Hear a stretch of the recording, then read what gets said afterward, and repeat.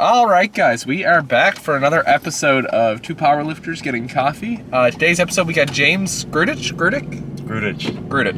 Hi, YouTube. Fuck that up. James it's okay, not the first. James has been around powerlifting now for, this is what, your fourth? Fourth meet in a year. Yeah, shit. That's a lot, eh? Because the first was Metro last year. It was. That was where we met. That was where we met, yeah. And that was your first meet, too. That was mine. There was a lot of us. That was our first meet. True, yeah. It wasn't quite the same this time. It was a lot of familiar faces this time. And a lot of faces that, like, came out of, like, hiding. I found, like, a lot of names I knew that I finally put, like, faces with. Yeah, true. Like, I show up from Corner Brook and, like, the other West Coasters were saying the same thing. It's like, even if you haven't, like, spoken to everybody, like, you know everybody in the room just from social media because you follow everybody, right? Yeah, because Instagram's just, like, powerlifting's just such, like, an Instagram-heavy sport. And you just, somebody tags someone in their story and you're immediately like, okay, who's this? Yeah. Okay, now I follow this person. Well, it's, like, the perfect thing for, like, short-form media because, like, you do a top set of the day. That takes 5 seconds, but that tells a whole story to people who know you, right? Because they see the weight, they see how it moves, they see, like, the day you're doing it on. So, like, that 5 seconds has a lot of information in it. So it's, like, the perfect short-form sport. And depending on what it is, and depending on just the look of your face after, they know how much that lift has been wanted, or how much you've been striving for it, or anything like that. Exactly, yeah. So I guess my first question, how are you feeling today? Today, I'm a little fatigued, obviously. Cutting weight takes a lot out of me, so that tired me out. Yesterday, I felt great. Like, during the meet, I was, like, full of piss and vinegar. Can I say piss and vinegar on your show? You could say piss and vinegar. Okay. And, just, like, raring to go. Like, even after the meet, I was still full of juice, but I'm a bit tired today. How are you feeling? So, I was feeling great. I got home. And, like, as I stood up, like, me and my girlfriend, we went and got Five Guys after. And, like, we came back, and I was really in the mood for a dip. So I was, like, cooking up chicken and stuff to make a buffalo chicken dip. And, like, I could feel my quads, just as I was stood there, I could feel my quads wanting to, like, shut down. Yeah. I could feel them say, like, all right, we've done enough standing today. Let's go, like, sit or lie down. And I was like, I can't lie down, because even though it's 8:30 in the day, I know if I lie down, that's it, I'm going to sleep. Right. Like, I slept like a baby last night. Did you sleep well the night before? Yeah, surprisingly. Usually I don't. Nice. But, like, I'm also somebody who has, like, multiple coffees a day. So, like, Friday at work, I was, like, fighting to stay awake at work. And I was like, nope, that's it. I'm having a single coffee so I can go to bed tonight. That's a good plan. Keeping the caffeine down so that you can pour it on when you actually need it for a boost. That's something that I've been playing with for, like, a lot of this year. Like, if I know, like, with the meet coming up, I wasn't having, like, a full scoop of pre-workout. I was having, like, a quarter scoop and, like, maybe one coffee a day. And then come meet day, it's like 500-600 milligrams of caffeine for the meet, but it's like, it gives you that boost. Keeping it down, right? Sometimes, like, less is actually more with the caffeine, I think. Do you have a preference in coffee? What's around here? Is there Starbucks around here? There's a Tim's here, there's a McDonald's over there, and I think there's a Starbucks in this area. You're a call man, you know the area. If you want Starbucks, we can do Starbucks. Sure, yeah. Be the first Starbucks on the show. Why not? Yeah, a little privilege. We don't have that on the West Coast. Thanks, you guys don't have Starbucks in Corner Brook? We don't have Starbucks. We got lots of nice, like, local craft coffee, but we don't have Starbucks. Well, dude, now you're gonna screw me up because I don't know what my Starbucks order is. Oh, well, what's your order at, like, a McDonald's? It's, like, usually a double-double, but I know I like Starbucks cold brews, but I don't even know if they sell cold brews in the middle of winter. Oh, okay, I'm pushing you out of your comfort zone. Yeah, trying new things, dude. As if I wasn't uncomfortable enough yesterday. Man, you had a big day yesterday, hey? It was big. I've been chasing that 200 for a while. Yeah, and that 500-pound pull is only my second ever time pulling it. And first time in a meet. First time in a meet. Yeah, that was a big moment. I was watching that close. I was so stoked. I knew it was gonna go. Yeah. I don't think I had a single kilo more left in me yesterday. No, you felt like you just totally maxed out. Like, I think I probably could have pushed that squat to 202, 205, but what that would have done in return to everything else, like, I feel like that would have threw my squat and my deadlift, or my bench and my deadlift off, so it was, like, just not worth it. Yeah, it's hard to hit that, like, perfect RPE 10 on the third attempt. Like, it's such a moving target. You don't know how you're going to feel in the day, and, like... You don't know what it's going to do after. Yeah, and sometimes, like, even variations in the equipment, like that bench pad we had yesterday, that added 5 kilos on my bench. It threw me off on my first bench, though. And, like, when I recorded the episode of this show with Chris, we stopped, and I went in to Club U, because, like, he just wanted to show me the new location, because obviously it was a different location than last year. Nice, yeah. So he was like, just lie on the pad, just, like, because it's going to be a different pad. So I lit on it, and I was like, oh, okay, this is, like, a lot squishier than I'd expect. Yeah. And then I went squishy. for my first, and I set up, and I, like, drove my shoulders and stuff into the bench, and they kept going, and I went, oh, I forgot about this. Yeah. I loved it, man. I felt like I was just glued to it. Like, my shoulders were just, like, just packed in position. They could not move out of it. It also gave you a lot more safety if you're someone who, like, is worried about their ass lifting off the bench when you bench. Yeah. Because you're sunk that much more into it. You can actually come up a little bit without coming off the pad. Yeah, like, I hit my first 160 on bench yesterday, which was, like, my minimum for what I wanted to hit on bench, because I knew it was going to go pretty well. But I think definitely 165 was there. I could have loaded the blue, and it would have went for sure. And a large part of it was that pad. Yeah, absolutely. So, how did you compare now that you've been powerlifting a year? What has your total changed? My total went over, it has increased 102.5 kilos since last Metro. Christ. It was a big change. But now, mind you, when I did Metro last year, I was totally green. I had just squatted, like, over 4 plates for my first time, 4 gym plates, like, recently. And I didn't know anything. I didn't even know about pausing bench. Like, I had just deadlifted 500 for my first time, like, a month before. So I knew nothing. I had no coach. I had no handler until I got there and Matt Kearney picked me up. I think he was feeling bad for me because I was just, like, wandering around. So, yeah, I got A total at the first one, but it was not, like... It was not, like, an A game, you know? So then by the time I did provincials, that was the biggest increase because then it was, like, 6 months after the Metro, and that was when I actually learned everything. Like, after Metro 1, I went to the lab and I was like, I gotta learn good technique. I gotta get my squat up. My squat went way up. And by the time I got to provincials, that was like, I think, that was over 60 of those kilos right there in that 6 months. It was just provincials, wow. Yeah. And then since then, it's just been creeping up, just like 20 at a time, 20 at a time. So that's the pace I've been on, but I'm going to take a long off season now because 4 meets in your first year is a lot. It's a lot. Yeah, it's a lot on the body. It's a lot on your life, too, because I've basically been in prep for a year straight. Yeah, you think about it. Yeah, like, it takes from your social life. Like, I haven't seen my, like, family and friends quite as much as I'd like to. There's some times where I'm like, no, I can't come. I have to train. And then that's my only issue with Metro when it is being in prep over the holidays sucks. Yeah, it does. Yeah, like, there was a couple things over the holidays that, like, I couldn't see my family because I literally had to train. That was, like, my only window. I had to hit it. So, like, sacrifice, you know? You do have to sacrifice to make it happen sometimes. But, yeah, adding over 100 kilos in a year was, like, my ultimate goal. That was, like, what I really hoped because there's only so many times in your career you're ever going to be able to add 100 in a year. Man, I mean, once you powerlift for long enough, there's a point where adding 10 kilos to your total is, like, a big thing. Yeah, exactly. That's how I feel now. Like, I jumped 22.5 from Bay St. George, which was, like, 3 months ago.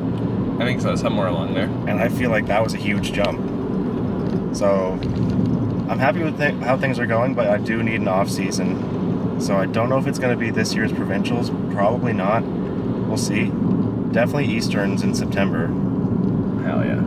How are you feeling? Good. I couldn't be more proud of yesterday's performance. It's been 60.5, I think, when I looked, or 62.5. Hell yeah, man. 67.5, because the deadlift went from 200 to 227. So I've put on 67.5 kilos in the past year.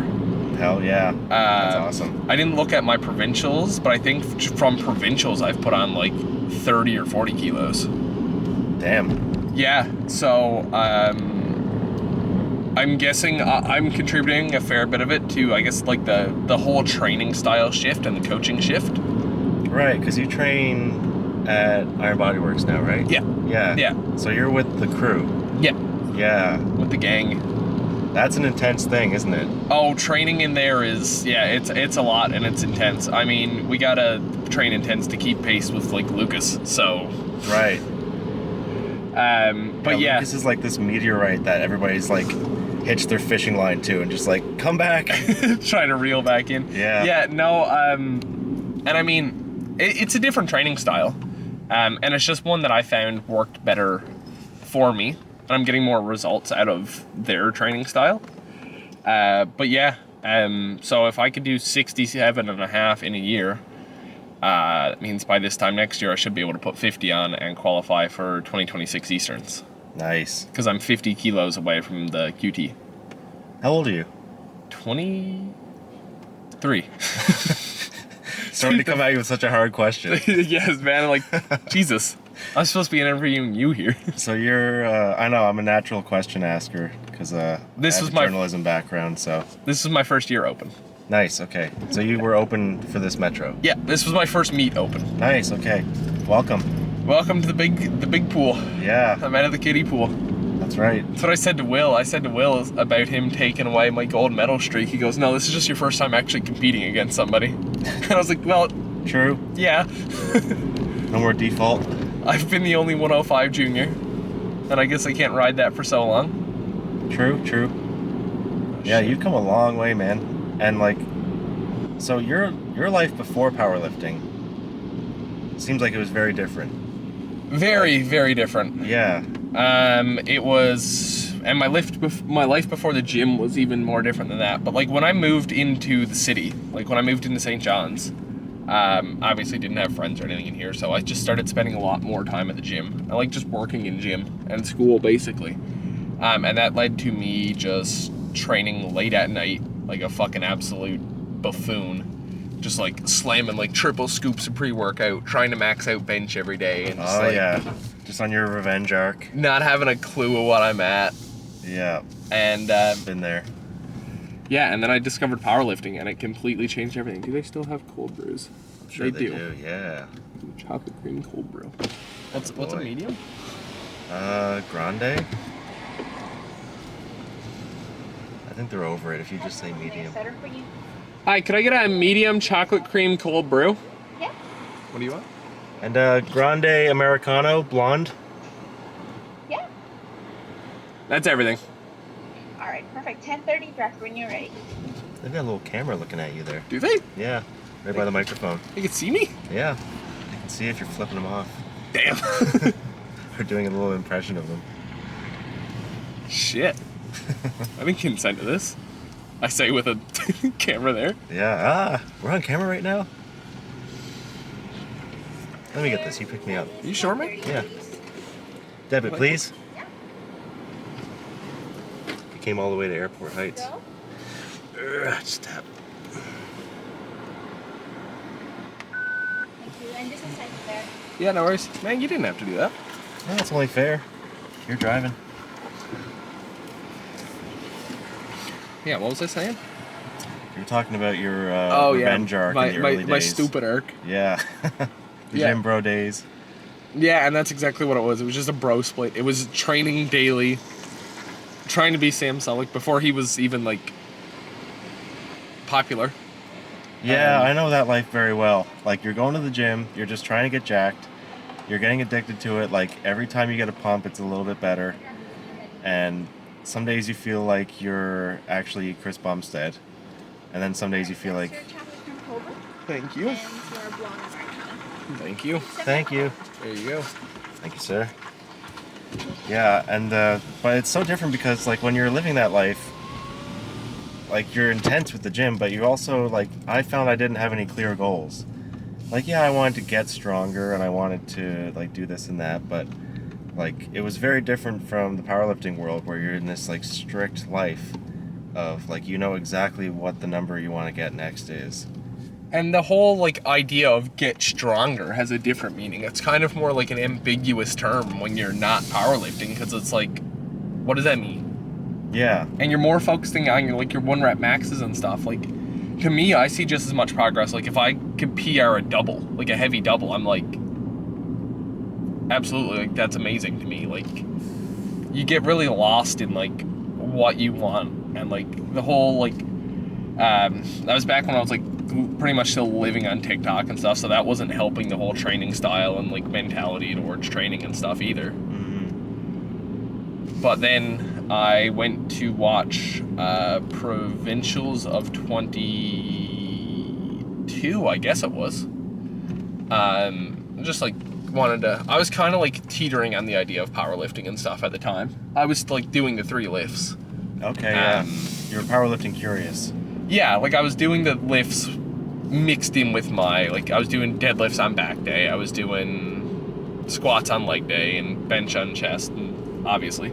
So I was like, all right, I'm gonna go like just watch. And then I watched my first powerlifting meet, and I was like, okay, I'm doing this. Nice. So then I did some like research into it and like asked a bunch of questions and stuff over the next couple months. And then in September of 22 is when I started with Chris. Okay, nice. So basically like a couple months after that Provincials, you were locked in with a coach. Yeah. Nice. Yeah, I was pretty much sold on it from there. Okay. And then it's been just like full bore since then. Yeah. Who was it, do you remember like who you were watching at Provincials that day? Like who really stuck with you in your mind and you were like, I want to be like them? Chris was a big one. Because Chris was, I graduated high school with Chris's girlfriend. So I knew Chris anyway. Right. So it was kind of like, I'll go watch. I think Peach might have competed at that one. And one of the guys I went to college with, Jamie, who hasn't like shown his face in powerlifting in a while, he was also competing. So I was kind of like just there to see them, but also just kind of like to get a feel for it. Right. And then after that, I started in September, and I was like, yep, I'm enjoying this. And then that following January, I cut ties with Good Life, and I was like, all right, I'm switching over to reps. And I've been at reps now ever since. Wow. So And you jumped right in. And when did you make the switch from then joining the like powerlifting specific gym with the Iron Body IBW Works? guys? Yeah. So it's the same gym. It's like based out of like reps, but it's like a back room and reps. Right, but you sort of have to be part of it, right? Yeah, like it's a different membership and everything. Yeah, it's like members only. So I finished with Chris after Provincial. So I finished off the June block, and I wanted to take a summer off. I had a lot of concert plans, I had a lot of travel plans, I had a lot of things I just wanted to do, and I didn't want to be tied down, wasting a coach's time by giving them money and not doing what they're saying and missing half my sessions because I'm just kind of like enjoying summer. Yeah. And B, not wanting to waste my money giving it to a coach just for me to not listen. So I was like, I'm gonna take some time off. And then like, so Kev had always been like really pushy, and a lot of the guys at like just at reps were obviously like really pushy, like, hey, come in, like constantly. So I was like, I don't know, but to me, it started to make more sense because I'm training at reps all the time anyway. I'm training with half the IBW guys out front half the time, like when they're just out there.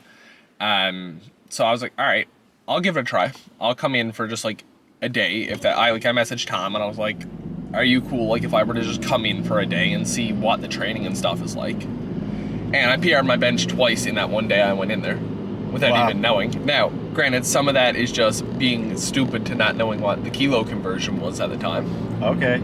Just living in that ignorance. But then after training in there a couple times, I debated it over the summer and then messaged Tom in August and was like, yep, I want to sign up. Love that. And then ever since then, we've made like a bunch of like micro precision, like micro changes to my techniques and stuff. Besides my deadlift technique has changed like 3 different times in the past year. Right, because you started sumo and then you went conventional? I started conventional. Okay. Went wide conventional. Went sumo. Then just went back to conventional for this competition. Okay. So what we found that my my sumo isn't as strong, but the fatigue also isn't as much. Okay. Like I rebound from sumo training very well. Right, because it's more leg heavy, right? Yeah, it's less on my back. And I mean, when you're my height, You got long legs. conventional at my height is a lot of travel. Yeah. That's Like- big ROM. You could squat at my height and you could change your travel because you could do like low bar or set your bar up different or widen your stance. And bench, you could change things. Deadlift is the one that if you're doing conventional, you can't change it from your height. No, you can't really. Like, you just kind of get wedged in there. However tall you are when you wedge, that's really it. Yeah, so I switched to sumo for that reason as well, just to take some strain off my back. But conventional was stronger. And we had I'm sure you might have seen the guys post about it for like a couple weeks there. Everybody was posting about murder block. Yes. So squat murder block happened, and TK just basically put us to the grinder on squats. And on day 2, because our blocks are 2 weeks long, and that's 6 squat sessions in a block, because we squat 3 times a week. So on day 2 of 6 of squats, we had a heavy 4x4, and my knee pretty much gave out on the 4th set. So I was off like nursing that back for a while. Okay. So then I was talking to Steph one day, and Steph goes, last time I had like a knee injury, I switched up my deadlift stance so I could like just still train deadlift. And I was like, okay, I'll give that a go. And I'll switch back to conventional. She switched back and forth at least once, right? Yeah. Yeah, I saw that too. So I switched to conventional, and then I was like riding a bike, dude. I picked it up and it was great. It flew. We don't know if we're gonna switch back purely now to conventional.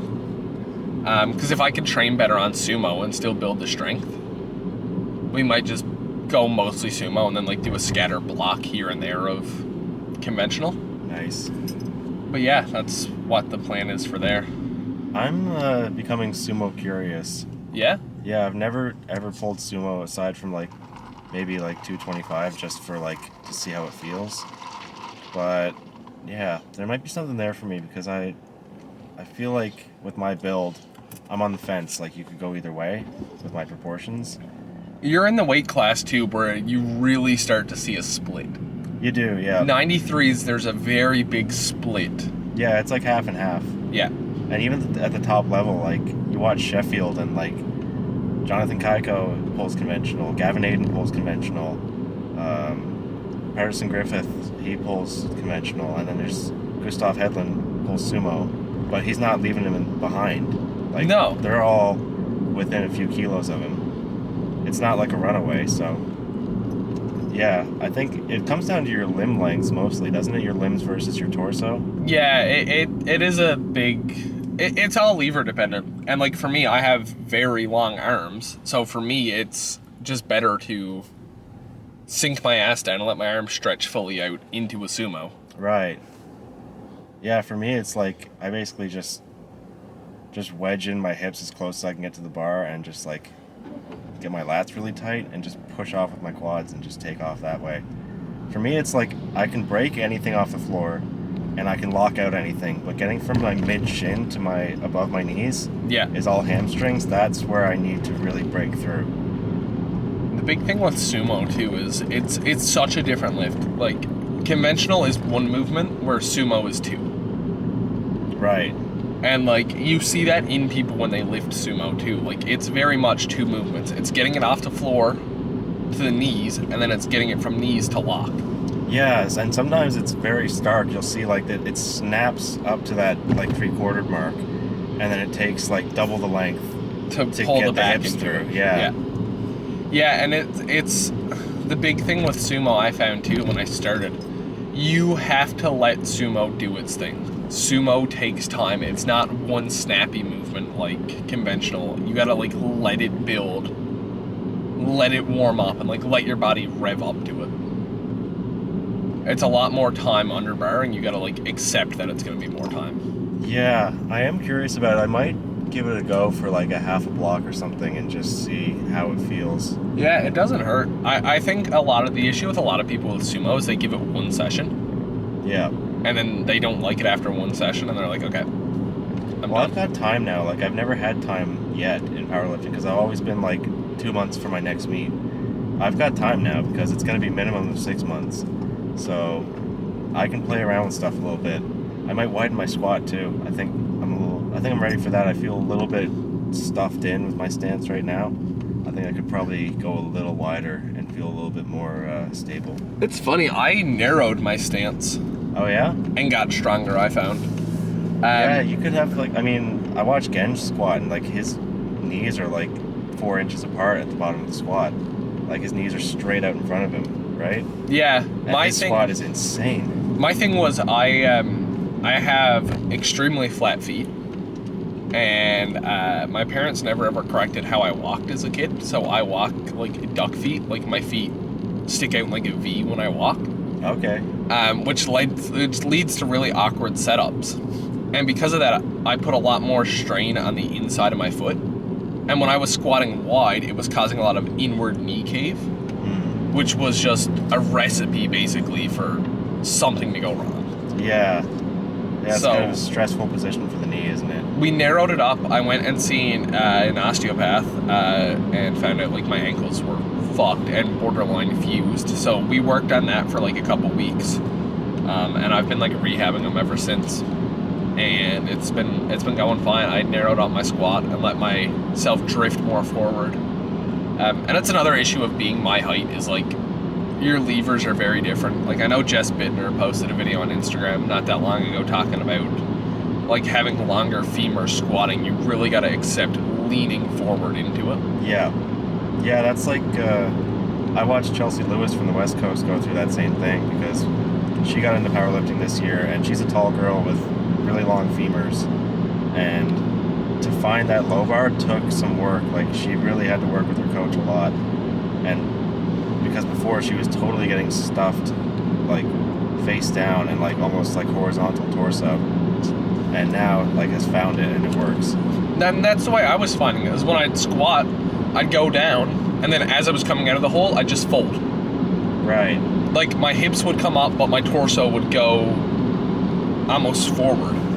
Yeah, I found on my learning to squat properly journey, like learning to low bar, I've had to now just accept that I'm gonna be folded more because before this, like my background was all high bar, high reps. Like I would do like 225 for like sets of 20 back in the day before I was a powerlifter, and it was all high bar, just all on my knees. Now to learn how to low bar, I've just had to accept that I'm gonna sink, so I'm almost diving my chest into it now when I'm going down to squat because I know if I go down at that angle that I know I'm gonna come up at, it's gonna feel smoother. Whereas if I try and go down with a vertical back, You're gonna roll that bit. Yeah, Bar's exactly. gonna shift on your back. yeah, my hips are gonna find the strong position on the way up, whether I'm ready or not. So then I'm gonna get stuffed down and the bar is gonna be like crushing me forward. So I'm like now at the beginning of my low bar, I'm like almost intentionally leaning forward when I start. I find that helps a lot. Also, I seen Instagram posts. Did you train last night, or were you just hanging out while everybody else was training? No, I was just hanging out. I did not train. Although I wanted to do a 4th attempt deadlift because I thought I had more than my final one, and I had more energy too. Like I was not out of gas yet. Because So- like I know it's a normal thing. Like the post metro training is like a lot of the guys will train while everything's still set up there, like Lucas and Chris and all them. But then I seen Kyle's post, with me there. and I was like, wait. Or I looked at the tag list and I saw you and Chelsea tagged. I said, okay, so they're all there. Yeah, And I did not train. They trained. I thought there's no way James is training. No. No. Definitely not. I had to go and get some food. But Kyle and Chelsea, like, we all traveled out together, so they didn't lift yesterday. They volunteered, and they haven't trained in like a gym like Club U before, so they were like jumping at the bit to take that chance and like train in that kind of environment. And I just wanted to stand around and just watch like Chris and Matt and Lucas and Evan Collins and whoever else, like, just go for it, because that, like, seeing that crowd post meet and they're all fired up and they're all training together is insane. Oh yeah, Club U is a different training environment. Yeah, it's like watching a bunch of big dogs like just like fighting each other for like the top set of the day. It's crazy. Well, because I mean, yeah, you come from a Y, right? Is where you train? Yeah, the Cornerbrook YMCA, which has its own legends and lore. Like, there is definitely a history of international champ powerlifters that come from that gym. Even though it's just like a very humble Y in like the basement of the mall. I mean, Lucas came from there. Like, Lucas was like pulling 700 before he left there, and he was only a kid. Yeah. And like, I remember living in Cornerbrook and seeing his videos and being like, how is that even possible? Like, what am I even seeing right now? And then come to find out, like, Ryan Rousel trained there for years. Ryan's still around. He doesn't compete anymore. But he's still got records in this province from 10 years ago in the equip bench. And he was a world champ, like, multiple times over. And then there's Jackie Barrett, who's, like, still, like, I think, world record Special Olympian. He trained there for years, and he is the master of self-talk and hyping himself up, by the way. Never heard anyone like it. So there's, like, even though it's a very humble gym that's, like, in a dusty basement, it's got, like, this pedigree that goes back years of powerlifting excellence. So even if they're not there, like, Lucas is not there most of the time now, unless he's visiting. Ryan comes and goes. Jackie's not really there anymore. But, like, you've seen the old videos, you know what happened there, and you just know, like, this is the same bar that, like, Lucas pulled 800 on, or like Ryan Rousel squatted 675 at 93 on this bar. Like, I can do this too. Yeah, and that's one thing I wanted to touch on actually in the episode, is it seems like you guys are really starting to form your own, like, powerlifting, like, community and club there now as well. We are, yeah. It's growing in a big way. When I signed up for Metro last year, I was basically all on my own. There was, like, a couple people around that were, like, powerlifting curious, or, like, had done a meet here or there, but, like, I was basically, like, the guy that I was, like, one powerlifter in just a regular gym, and I didn't really know anything, and I had a couple people coming and going that would tell me a couple tips. So then later in the spring, all of a sudden Kyle shows up, Kyle Pittman, and I was like, who are you? He was like, who are you? And I was like, I'm a new powerlifter. I just did my first meet. And he was like, same. And then since then, we've just been, like, best training buddies, like, always hyping each other up. And then Chelsea Lewis moved from St. John's to Cornerbrook, and she was, like, a baby powerlifter. She was, like, a super strong person who everybody who knew her was like, you gotta be a powerlifter because you're gonna break records. And she was like, fine, I'm finally gonna do it. So I was like messaging her, like, come train with us at the Y, like, this is where the powerlifting happens now. So it's always been, like, the vibe there is always, like, they've always had the equipment there, great racks, like, lots of plates, some nice bars, but we needed more people to fill them up. We needed more people in the rack. So I just started messaging everybody, like, let's all train together, let's make a group chat. Like, I'm going for a heavy squat today. I want 2 people to come with me so I have spotters, and, like, we'll hype each other up. So, like, it's building into something now. Like, I went to my first Metro Meltdown last year. I was the one athlete from Cornerbrook, training alone. Fast forward to Bay St. George, like, 9 months after that, and there's 5 of us from the one gym that went to that one meet. There was me, Matt Chambers, Chelsea, Kyle, and Alina. So, like, it's growing fast. We really wanted to have, like, our own space at some point that's, like, semi-private, where we can have our calibrated plates that we we'll one day get our hands on. Like your own, like, IBW type thing. Yeah, basically. exactly. Like, we don't need much. We just want some calibrated plates. We need a combo rack, and we need like a space where we can just like close the door, turn up some music, and just get it a little bit rowdy. Because right now it's like, it's a great gym, and they're super supportive, and like we can do whatever we need there. But at the same time, like it's still a Y. It's still a Y, and you don't really have that privacy that you kind of need to like you go to Club U and the doors are closed to the public, and the guys are in there, they're all shouting at each other. It's a different vibe. Like that's what we want to get a little bit more of on the West Coast. But, yeah, I could absolutely see that. And I mean, it is very different. Like coming as myself, coming from somebody who, obviously, I do have my history with Y. That's where I started just training at the gym. Like when I first started going to the gym. Yeah, but more too. So when I started transitioning into powerlifting heavy, going from a good life to reps, and then from reps to Club U, and like getting more and more like private with each like stage. It really allows you to like get in the mindset that you need to get in when you're not worried about being an asshole and being disruptive to other people, just trying to, because like that's the big thing for me is I don't want to be an asshole to everyone that's just like trying to like have a workout in. Yeah, like not everyone has those same goals. Like a lot of people that go to the gym don't even know what powerlifting is, and they don't want to know. So like I want to bring that intensity, and I love that we have like all the equipment and stuff that we need there. But at the same time, you're like shouting at your buddy in the middle of a like boarded bench set, and like 10 feet away there's like an old lady on the treadmill just trying to like get her knees going again. It's like you don't want to be like that disruptive. Yeah. So we have a great time. Like we got a great community going there. We got a group chat full of people that love powerlifting, and there's a lot of intensity there, but we're just getting started. Like we're still going to keep building it. We're going to turn it into something bigger. We're going to turn up the intensity, and who knows, maybe one day in the future, maybe we could have a meet in Cornerbrook, which I don't think has ever happened.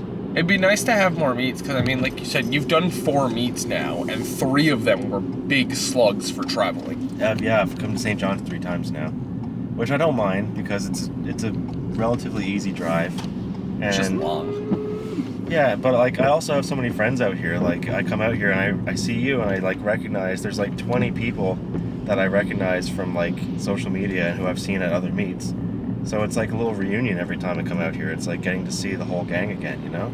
Yeah, you come out and like even though he wasn't like competing and stuff, like John was there yesterday helping. And Yeah, I got to see John again. Like Kearney was there. I think love the whole community. Kearney handled you again yesterday, didn't he? He did, man. Kearney is like a celebrity in my mind. Like when I was not a powerlifter yet, and I was just a kid that just wanted to, I had benched 2 plates and I wanted to bench 3, and I had squatted 3 plates and I wanted to squat 4, and I saw it was Lucas and Kearney were the 2 guys that I knew of who I would see coming and going, and the 2 of them just would leave me befuddled every time I saw them train or I saw a video of what they could do. I was just like incredulous, like they did what? Like he squatted what? And I was like, I never thought that would be possible for me. I never thought that world was for me. But like, yeah, Kearney was one of those people that I was like, this is like inhuman that a person can do this. Him and Lucas, they were like the 2 that I aspired to be like in the very beginning. It's funny that you say that you chose the words when you were a kid, despite being older than both of them. True, yeah. True. I think that's honestly a misconception in like some of the powerlifting circles around. Is I think a lot of people think you're a lot younger than you are. Yeah, I know. I don't know if I should take offense to that or not. Maybe it's because I'm immature. But I feel like it's because I just have my boyish charm. Who knows? I think a lot of people think you're like closer to my age. How old are you? Yeah, you're 23. 23. People, they don't think I'm 23. Well, no, but like... You see me up close, they'll see the gray hairs and the crow's feet. They'll know better. No, I'm 31. I'm 31 now. I started powerlifting at 30. Just to set the record straight. Yep, that's right. James Grudić is a 93, born in 93. Works out perfect. So is the 93 in your Instagram weight class or age? It's both. Birth year. It's both. What was it? I guess I did change it I used to be James in the gym. But then I started competing, and I didn't want it to be James on the platform and in the gym also. So I made James G93. Right, I forgot when I followed you. Yeah, you were James in the gym. I was, yep. People who are into powerlifting, they see it and they think, oh, that's his weight class. People who don't powerlift, they see, oh, that's James. He was born in '93 probably. So I guess it's whatever you It's want up it to to interpretation. be. Yeah. But yeah, I didn't lift heavy I didn't bench 2 plates until I was 25. And then I didn't bench 3 plates till I was 29. So I don't have like a long history of lifting heavy. When I was younger, I just wanted to do push-ups and walk on my hands and ride my bike and do pull-ups and be like a skinny, like semi-vegetarian who rides a bike for long distances. I didn't think I was going to be strong. I was like 170-ish pounds until I was like 27, and then I bulked up for my first time. And now you eat like a kilo of beef and rice a day. I do, yeah. Now I'm like 210 walking around. So I look very different than I did when I was that age. But at the same time, even though I started late-ish powerlifting, I don't have many miles on me. Like, my joints haven't seen years of abuse, right? Mm-hmm. So, like, my knees are, like, brand new. I can do, like, a knee-dominant squat, and I'm fine. And I've had, like, a small shoulder injury. But other than that, like, I haven't had any tweaks or anything. I never pulled, like, a leg muscle or a hip muscle or a back muscle. So, yeah, even though I'm starting late, like, I don't have that many miles on me. I'm like a Civic that's been, like, sitting in Buddy's garage. You know? Drove it back in the 90s for a few kilometers and then he put it away. Just like, hey, actually start her up again. See what I can do. So what got you into powerlifting? Like, how did you stumble your way into powerlifting? I had been pushing it in the gym for a while. When I was 27, I bulked up to like 205-ish, and I started getting a bit stronger and just eating rotisserie chickens and trying to get my bench up. And I benched 300 pounds. I thought I was the man. And I squatted like 365. I thought I was the man. But I was still like, I didn't think I would ever be of the powerlifting world. I still thought that was like beyond this invisible door for me that I would never pass through. But I was getting more intense with it, and then I could squat 4 plates, and I could bench 315, and I was like 29. And my friend Brandon from Cornerbrook, Brandon Pauls, who's a machine of a CrossFitter and with a gymnastics background too.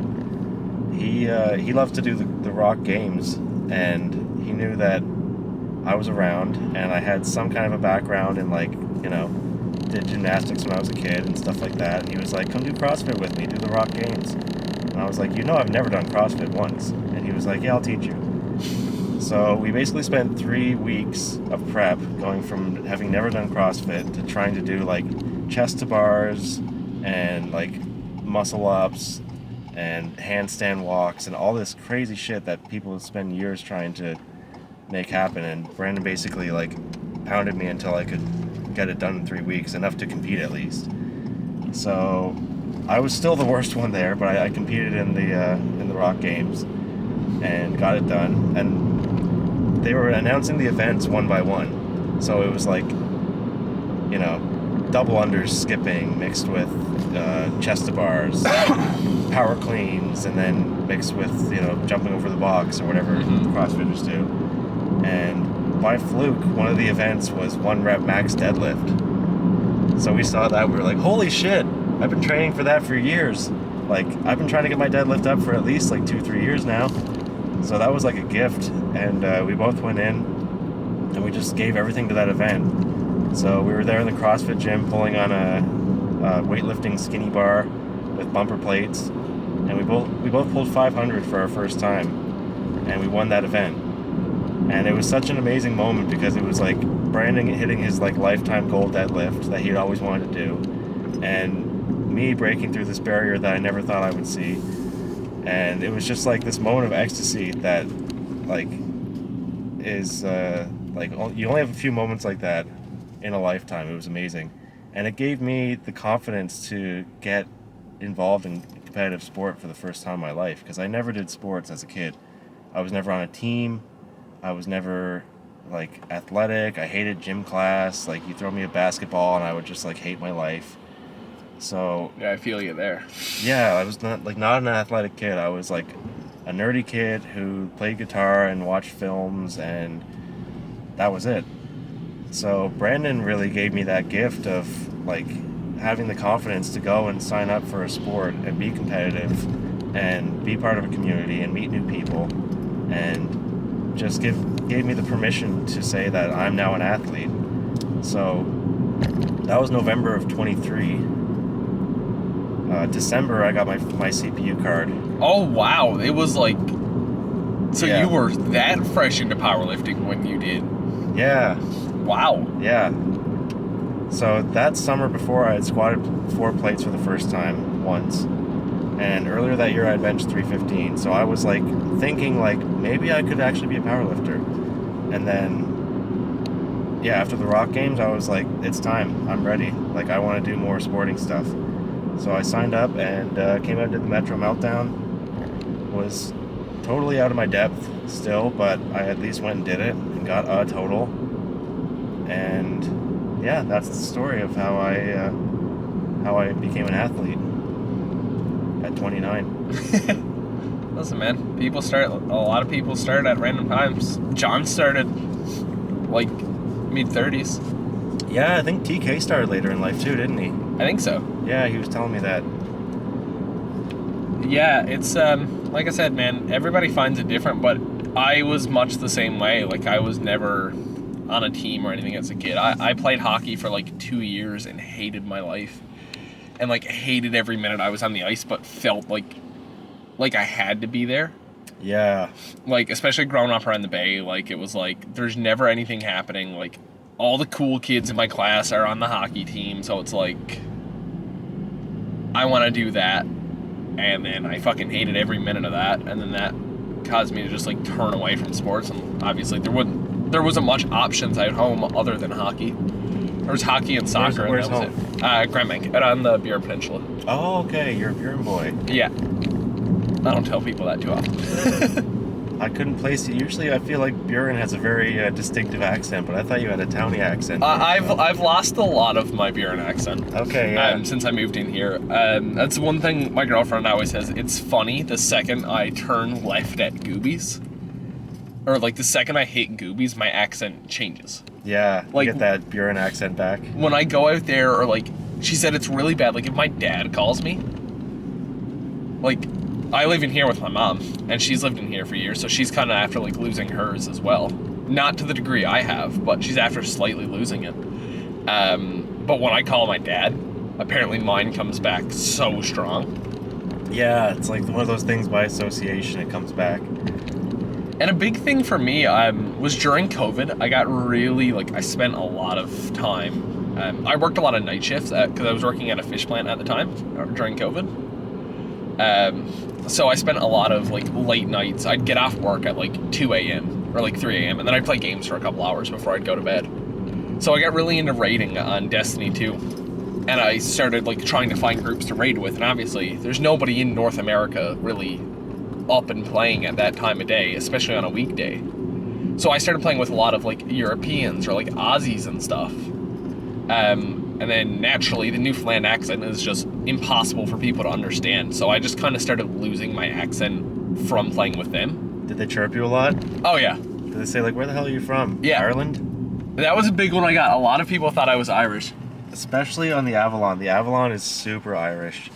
Like, I don't think people from the Avalon notice it as much because you're probably gone a bit like accustomed to it. But from the West Coast, like I was listening to your episode of this with Chris and listening to the two of you talk, and I was like listening to the words you were saying, obviously, but at the same time I was like, man, the accents, like that's Townie 1 and Townie 2. It's so different from the West Coast accent. And it's funny because both of us are from the same area. Really? Yep. He's from down that way Chris too? is from also from that way. Wow. But I mean, Chris is also a teacher, so he'd lose his accent quickly anyway. Okay, yeah. We're gonna talk formal and shit. Yeah, I've lived in Newfoundland for like 2/3 of my life, and I was born here, but I don't have an accent at all. I was just about to ask if you were born here or not. Yeah, I was born in Corner Brook, but my family moved twice after that, and I ended up, like, my formative years were in PEI in Charlottetown. Oh, okay. So, kind of an islander in that way. Kind of, I guess, does that count as mainlander-ish? I mean, technically, but it's also still an island. Yeah, and then moved back here at, like, the age of 10. This is my favorite building in St. John's, by the way, this yellow, That yellow one? like, Despicable Me looking mansion. Love that. Minion House. Yeah, the Minion Manor.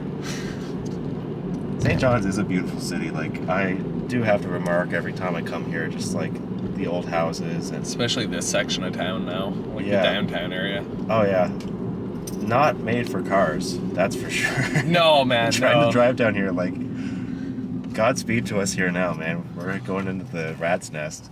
Yeah. But yeah, it's so beautiful. Like this here, like the view down Gower Street. Like this is classic. Yeah, I gotta say, I think St. John's is a very beautiful city. When you're in the nice parts. Yeah. When you end up in spots like the Rabbit Town, Buckmaster Circle area, it gets a little rough, but... Well, every city got its rough areas. Corner Brook Yeah. has them too. Even out where you're staying now, it used to be like a really rough spot of the city, but it's after getting a lot nicer. Oh yeah. Airport Heights used to be like a half sketchy area. Huh. But like where you guys are too now, like where I picked you up, it's like, if that yellow one, or if that one was the Airbnb, that's like a beautiful looking Airbnb from the outside. It's nice, man. It's just a little basement apartment with a big kitchen. You know, traveling with 3 gym rats, you know, everyone's got their meal prep with them. So. You don't really care what the kitchen's like. Yeah, like 'Cause it's just we're containers. piling into my little car, and it's like, you know, overnight bag with some clothes, big gym bag. Everyone's got their big gym bag, and everyone's got their big cooler full of meals too.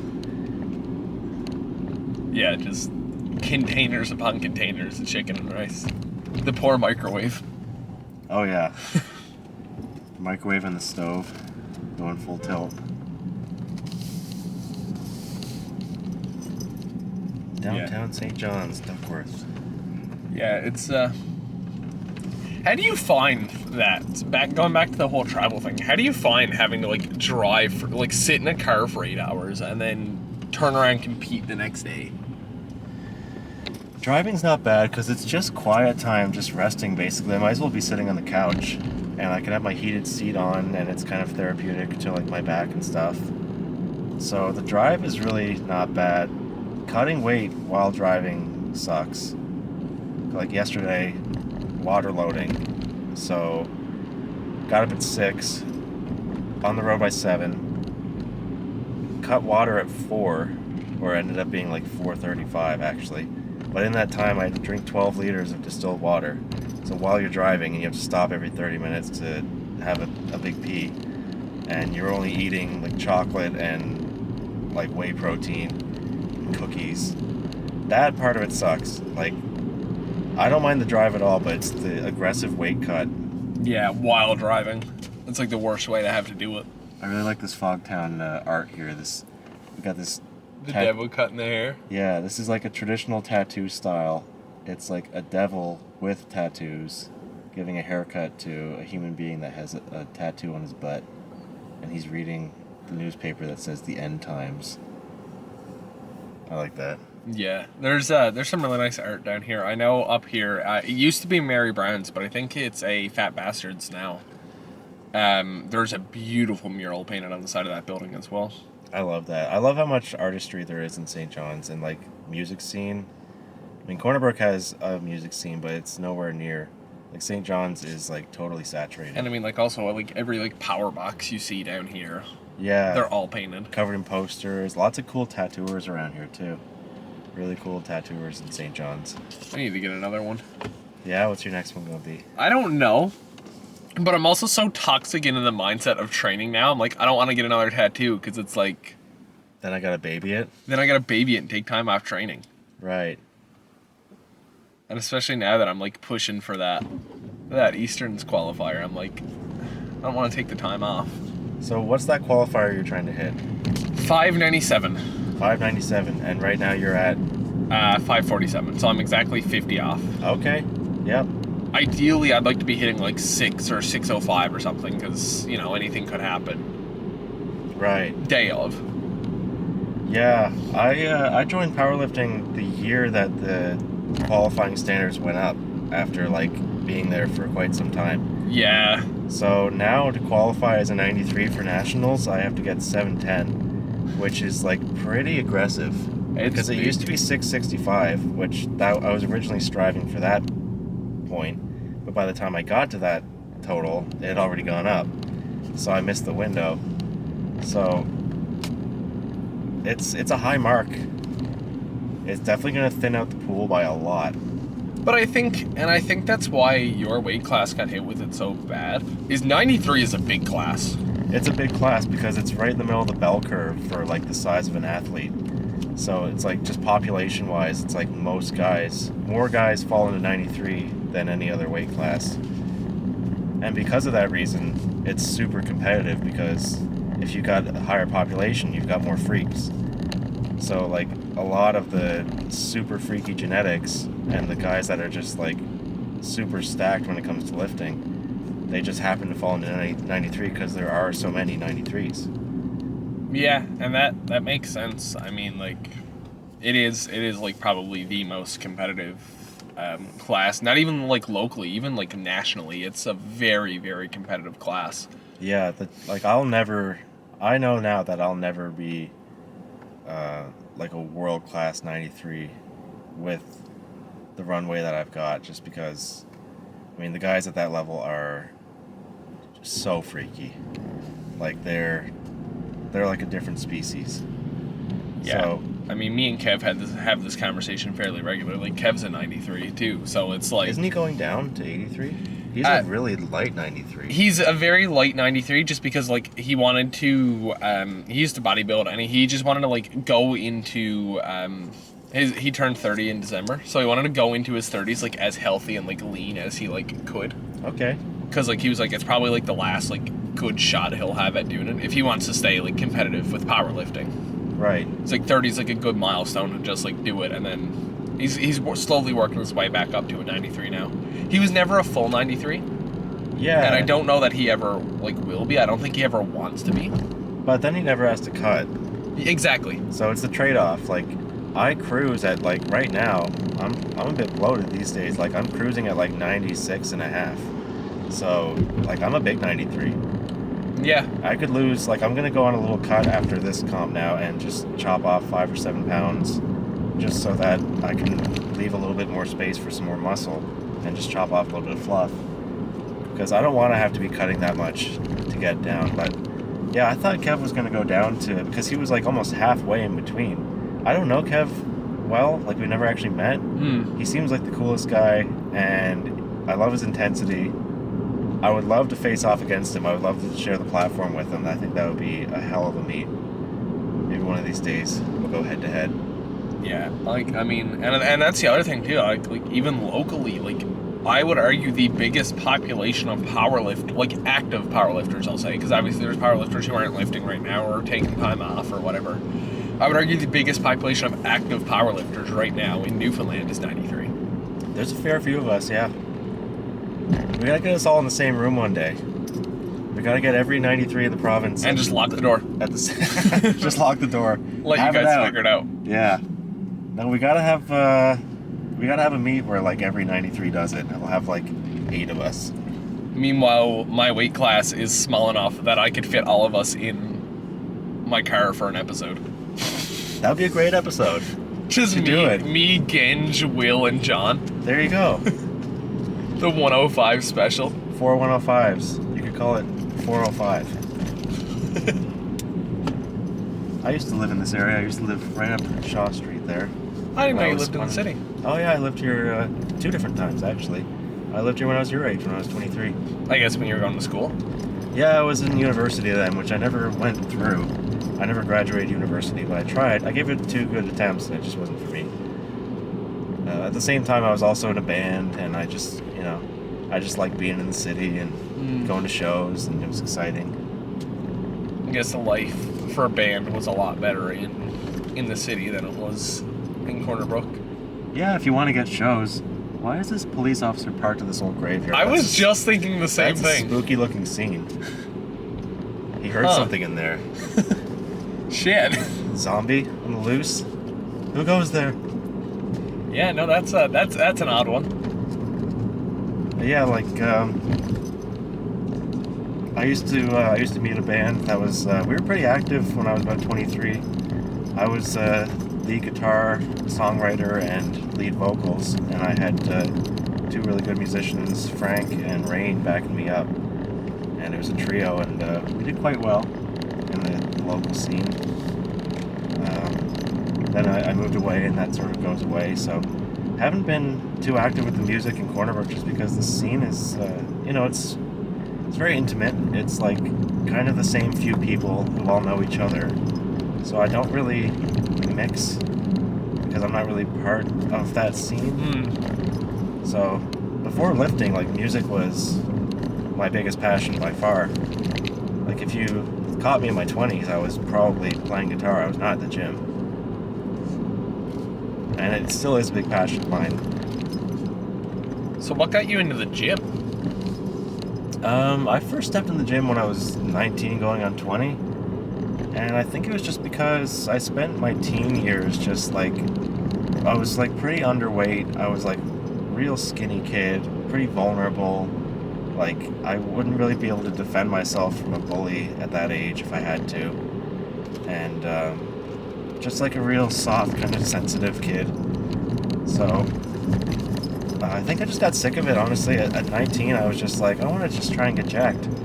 So I went to the gym for the first time, and that was my first bulk. I went from like 135 pounds when I was a teenager at the same frame to like 175 pounds. And I thought I was like Mr. Olympia. And then from there, I kind of stayed at that weight for a long time. But I think I just kind of got sick of feeling so vulnerable and just feeling like a pipsqueak. And just made that change and was kind of off and on with the gym for years. Like, I would go pretty intense for like 3 months and then kind of lose interest, and then do it again like the next year. I mean, hey man, you got the Mr. Olympia mustache. Yeah. Mom, can we have Sebum? We have Sebum at home. The Newfoundland version. Yeah. Well, I think that would have to be Will Hall. Yeah, we'll get the mustache He's getting too. closer than I am. Lovely Bowering Park here with all the ducks. So me and my girlfriend had this conversation the other day. Aren't ducks supposed to fly south for the winter? Yeah. Are Newfoundland so. ducks just stupid? I think the ducks that live at the pond are like semi-domesticated. I don't know if ducks fly south, actually. I think they hibernate, don't they? I actually don't know. I don't know ducks. I don't You know either. who knows ducks? Kyle. Kyle knows ducks. Kyle knows ducks? Kyle has ducks that live in his house. Oh, I thought you were gonna tell me like Kyle like duck hunts or something. No, he has ducks that live with him. They're like his pets. What the fuck? Yeah, he's got a duck coop, I guess. Duck enclosure at his house. If I tell my girlfriend that, she'll lose her shit. That's like her favorite animal. Go on his Instagram. There's a picture of him like kneeling, surrounded in ducks. He looks like Snow White or something. Yeah, that's a conversation me and her regularly have. I'm just like, I tell her I'm always so jealous because she gets like regularly see her favorite animal, Yeah. and I don't, and it's What's your favorite it's animal? not fair. I'm a big raccoon guy. Oh, okay. You need to go to Toronto. Yeah, I need to go somewhere that's not here. Toronto. They're famous in Toronto. There's actually like spin-off of Planet Earth. They did like an episode on the urban raccoons of Toronto. You should check it out. We when we went to Edmonton, and we went to the Royal Alberta Museum. That was one of the things we did because we just had time up there before the concert and stuff, so we wanted to check some stuff out. And we went to the museum and we went to like the natural history and stuff, and we were looking and we were going through where there's all kinds of taxidermy animals and stuff. And it was the closest I've ever come to actually seeing a raccoon in person, and I like literally just stood by it like waiting for my girlfriend to take a picture. I was like, I love them. What's not to love? They're like chonky little guys that have hands and masks. And just eat like shit. They just eat whatever they can find. And they're so round. Yeah, man, they're just... I also have a thing for just smart animals. Like, I just tend to like really intelligent animals. Oh, yeah. Like, I really like crows. Crows are awesome. Ravens are really cool. Ravens too. are cool. There's a few ravens on the west coast. I know where they live. Like, there's one that lives in the Stream Trail Gorge. There's one that lives in the Steadybrook Gorge. They're super cool. And like dolphins and like monkeys. I think monkey is just an accepted like guy animal to like though. Monkey, yeah. Especially like gym guys tend to really just like monkeys. Kind of identify with Donkey Kong a little bit. Just picking shit up and throwing it. Yeah. Yeah, and like I don't like octopuses. They're a smart animal, but You don't like them? they make me uncomfortable. Why? Are they just too weird? Yeah, I terrified of spiders as well, and I think just a wet spider that can Like a spider made of gel? that's super intelligent. Yeah, and its brain is like segmented into like 10 different parts that are around its body. That's a little weird. Yeah, no, not an octopus guy. Didn't there used to be a gym in this building? I think so. There's a Planet Fitness up there now. Oh, that's where Planet Fitness is. Okay. It's crazy to me that Planet Fitness is doing well enough in Newfoundland that they've opened a second one. Really? Yeah. Where? When we were out on the other end, like out towards the airport, there's another Planet Fitness. Wow. I'd like to go in there at some point, but like they don't take kindly to our kind. Yeah, you'll never catch me. I'll never be caught dead in a Planet Fitness, man. The judgment-free gym that like hates 90% of gym population. No, I'm a Planet Fitness hater, man. You'll never see me in there. No. Cornerbrook's getting an Anytime Fitness, hey? Really? Yeah, it's a big deal. And it's going in a huge space. It's going in what used to be Sears. Oh So wow! it's a like massive gym. shit. Yeah. I think it's going to be one of the biggest Anytime Fitness in North America. Damn. Okay. That's going to be coming next month. I think it's supposed to open the doors. They've already got the floor plan released, and they have a bunch of people signed up for early bird See, offers. if Planet Fitness wasn't an awful gym, it'd be great for me because that's my work right there. Oh, what do you do for work? IT with Eastern Health. Okay, right. Yes, you told me that before. Yeah, so IT it's guy. it's nice. It's nice to have that 9 to 5 job when it comes to training because it lets training be super consistent. Like I clock out, I grab my bag, eat a couple rice cakes on the way to the gym. Yeah. I'm at the gym for 5. Everybody else in like majority of the IBW crew work 9 to 5s. Nice. So we pretty much all get there at the same time every day. We all get to train together. Yeah, powerlifters are almost like these like secret identity people in a way. Like I spoke to so many powerlifters yesterday, like during the meet and then after the meet and into the evening. Not once did any of us talk about our work life. It was only training. It's like a second life. Yeah, And it's like the people who are not into it don't know the dedication and the sacrifice that it takes to actually be at a high level in powerlifting. Like, I'm sure if you probably tell your coworkers a little bit about it here and there, right? Yeah. But if they don't do it, they don't know. No. They don't know what it's actually like. They don't know that intensity. Yeah, and that's the thing. It's like a lot of people like work jobs like you wouldn't expect. Like Chris is a teacher. Yeah, I love that he's a teacher, man, because having been coached by him now, he approaches it like an instructor. Like yeah, Like it feels like you're in a college course online, and I love that because it feels like he's giving a lesson on powerlifting. yeah, and it's great because he's so thorough and he's so conscientious, and I mean he's a beast. He's like a tank of a human being powerlifter, but he's also like his strength with his conscientiousness and his thoroughness. That begins where mine ends because my biggest weakness is like I'm forgetful, I'm super ADHD. Like I can bring the intensity and I can bring the emotion, but like I don't always track what I did, or I don't always have the best program or like the best approach to things. I'm not like, I don't have that skill of being so thorough like that. So like I think us working together as coach and athlete works so great because he picked up the slack where I lost it there, and he brought it into like logic. So beyond the meet prep, are you still like self-coached? Because I know you said you had Chris just for like leading into the meet.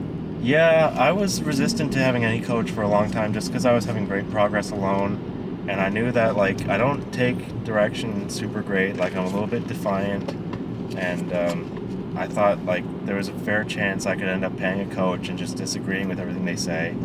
So, like, I'm a bit hard-headed, and I was having a great time coaching myself. And I just thought, like, don't mess up a good thing. But I knew I wanted to do the Metro Meltdown. About 2 months ago, the life stress just started to just beat me like a hammer. And I had just a bunch of things that were happening all at the same time in my life that was taking my focus away from the gym. And I just lost my steam. I lost my flow that I was in with my self-coaching. But I knew I wanted to keep going. I wanted to get the Metro done, cap off my first year on a high note, and then go bury myself into the off season. So I was like, I need a coach. I need someone who I know can like pull a prep together and a meet together under not ideal circumstances and like Make it work. Yeah, make it work, show me the way, and just take the reins and like come up with the plan. And that's exactly what Chris did. So we had a conversation about it, and I was like, let's commit to this meet. Like, take me there, and afterwards we'll talk. So I'd love to work with him again. I think it works super great. I think it's a great partnership. I'd really trust him as a coach. And yeah, that's I basically like went as long as I could self-coaching until I ran hard into a brick wall.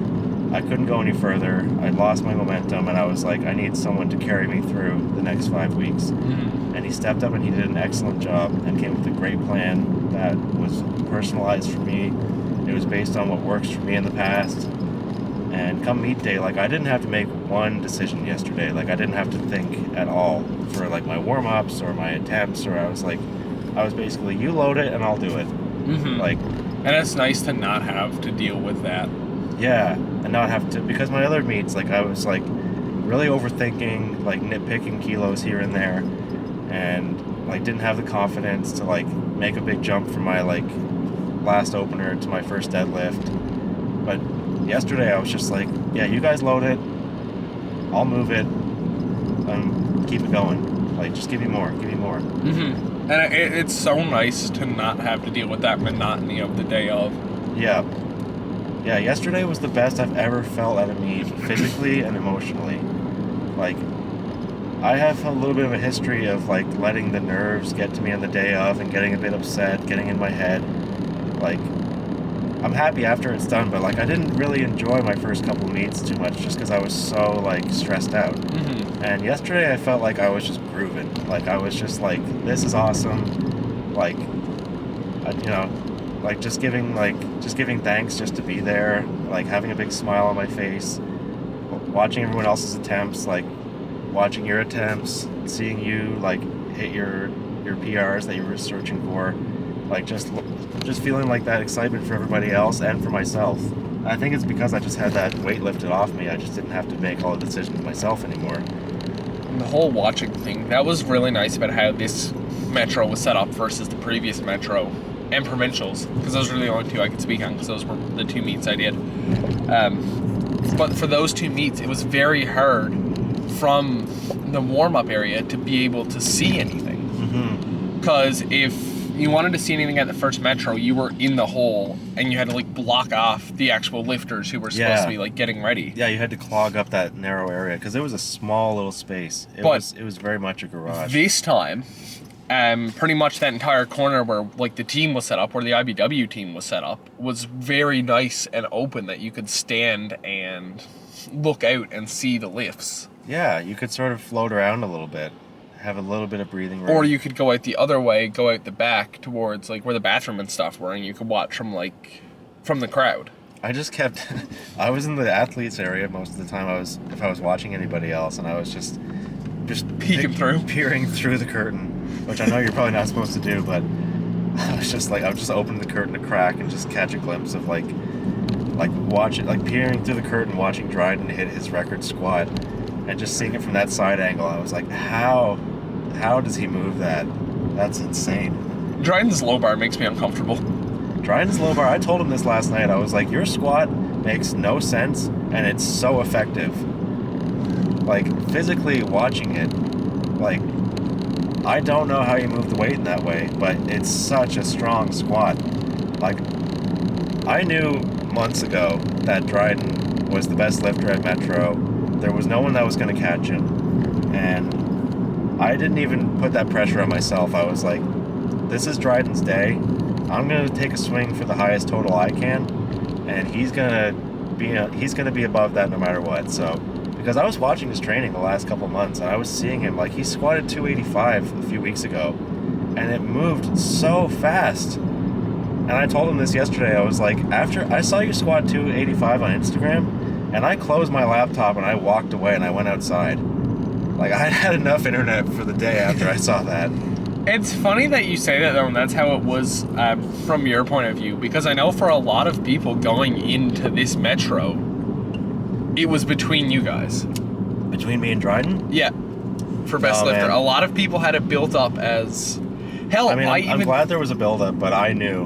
When I saw him squat 285, I knew he was on a different planet. Hell, even in my notes for, like, my plan for this series is how I literally have it wrote in my notes. It says February episode, James / best lifter of Metro episode, and then my March episode is Dryden / best lifter of Metro episode, because I was just like, it's gonna be one of them, and then the other one will be the other episode. Well, shit, I didn't even take second place. That was Ethan. Ethan became the dark horse, man. Ethan's last pull came out of nowhere. That was the Hail Mary of Hail Marys, man. And it worked. And you know what? When I saw him go for it, some people remember muttering, they were like, oh yeah, right, he's not going to pull that. And I saw him walk out, and I saw the intensity of him backstage, and that was my first time meeting him. And when he walked out and had 297.5 loaded, I had this gut feeling. I was like, he's actually going to hit that. He's actually going to hit it. And he did, and my jaw was on the floor, and all I could do was I just, like, jogged over to where he was, and I was just like, I got to shake your hand. That was insane. That was the Hail Mary of Hail Marys. That was like... It was crazy to watch. Holy. Yeah. Because I get to watch that one. I was done, and when I finished, I threw my sweatpants on, and... That was the 3-point half-court shot at the buzzer. Yeah. That's what that was. That was like... Nobody thought that was gonna hit. And I got to watch that one from the crowd, because, like, I was done at that point, so I threw my sweatpants on and just, like, went back out in the crowd and just, like, sat up with, like, John and my girlfriend and stuff and watched from out there. And, like, when we seen it, we were like, I don't know, man. And, like, we seen Ethan come out, and we even, like, as he was coming out, we seen the intensity. I was like, he has the intensity for it, but, like, that's a big fucking pull. Well, and then he grabbed it and he ripped it, and it was insane. That was his plan for the day, apparently, from what I heard, was full send. He was going to load whatever it took to go for the win. And he had me on body weight, and we ended up with the same total as 695. And that's how he won, was it? Was on body weight? Yeah. We ended up with the same total. He added 20 to his total. I added 22.5. What can I say? He won the day. It was an amazing finish, and I just had to run over and shake his hand because, like, what can I say? He was the better lifter. Yeah, that was like I said, it came out of nowhere. Well, it didn't come out of nowhere. Like, it was kind of obvious. Like, it was the moment of the day, man. Between that and Dryden hitting that provincial record squat on his second attempt and his first attempt. Yeah, that was insane. Yeah. I knew it was going to be an amazing meet, which is why even though, like, it wasn't the best choice for me, like, all things considered, like, it wasn't the prudent meet for me to do, like, it wasn't an easy one to make it happen. You know, I had to pull a prep together during Christmas, not ideal circumstances, and make it work. But I knew I didn't want to miss it because I knew Metro 2 was going to be one for the books. And yeah. It was. It absolutely was. Metro 2 blew Metro 1 out of the water. It blew, man. It was like, I think it's the best meet of the year in the province, honestly. And you've done them all. Oh, yeah. I didn't do Easterns when it was here. No. I will do Easterns this year in Halifax. Easterns was a lot, too, because when Lucas was pulling for the win, because Lucas was pulling for the world spot. Yeah, that was the moment that Lucas, like, left humanity behind. I remember sitting in the crowd and, like, constantly doing the math of what that 900.5 was going to be and, like, what it was going to look like and what he was going to need. And then I looked at John and I said, he's going to load it. I said, he's going to load it now, too. He's not going to wait for a third. He's taking that on a second. and he took it on a second, and the uproar, because everyone who knew Lucas and who was into powerlifting knew what the goal was. Right. It was to beat Bryce Krawczyk for that world spot. Yeah. That's what that poll was. So a lot of people were on the edge of their seat for that. They knew exactly what was about to happen. And other people were just like, holy shit, that's a big pull. And then the other big uproar of that Easterns was Lucas's third deadlift got overturned. Oh, it did? And I have never seen a borderline riot break out at a powerlifting meet. Really? Than I did Why there. was it overturned? I think it was Lockout? hitching or supporting. Oh, okay. Which I don't agree with, but I mean, he still came out of it with the world spot. But the uproar in the crowd, the booing, the cursing, like people were upset. Wow. That's a tough call to make. Like, being a powerlifting ref has got to be pretty tough. Because you don't get any video playback if you need it. It's basically like you got to see it with your eyes, and you got to make the call right now in the split second. Dude, I got a depth call. Yesterday? Yeah. Yeah, I did too. I knew it too when I did it. I've never once in my life had depth, and I've always prided myself on going deep. Yeah. But I got a depth call from one of the side judges yesterday. Yeah, I missed my second squat. One was on depth, and one was because I moved my foot before the rack command came in. But I only moved my foot because I was thrown off because I knew I cut it high. I knew it as soon as I took it because it was my former PR of 255, and when I was coming out of it, I was like, "You were high on that one, man. God damn." Yeah, because you actually fully did you get 2 reds on that one? I got 2 reds on that one, yeah. But we went up anyways because it flew. It was easy. It was just cut a bit high, and I stumbled with my foot before the call because I knew I messed it up. Yeah, it was nothing on the weight or anything. No, it was not the weight at all. The weight flew. Honestly, yesterday I got 3 PRs and 3 third attempts. I had a little bit more for all of them. Like yesterday, I was on fire. I could have loaded, I think, 285 on the deadlift, and I think it would have went. 275 was good. Like, it was, it slowed down. It didn't hurt. Like, I didn't feel like I lost it anywhere. And same thing with bench. I think I could have benched 165 yesterday on that pad, and with the way my bench was moving. Dude, that pad was so nice. The pad was great. Like, yesterday, I had more. The big thing I was glad to find out? What? Is it wasn't the Alico bar from Provincials. Oh, that really sharp one? That bar at Provincials was brutal. Yeah. Oh, look at this Range Rover. Okay, dude. It is a 60 zone. Yeah.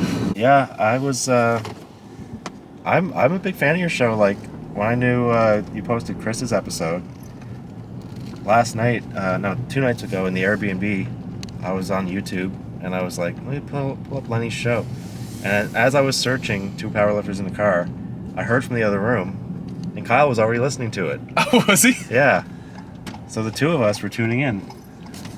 Yeah, it's getting, the big thing is it's showing the powerlifting scene locally. Because definitely Newfoundland could use more powerlifters, use more meets, use more volunteers, and like getting the word out and stuff.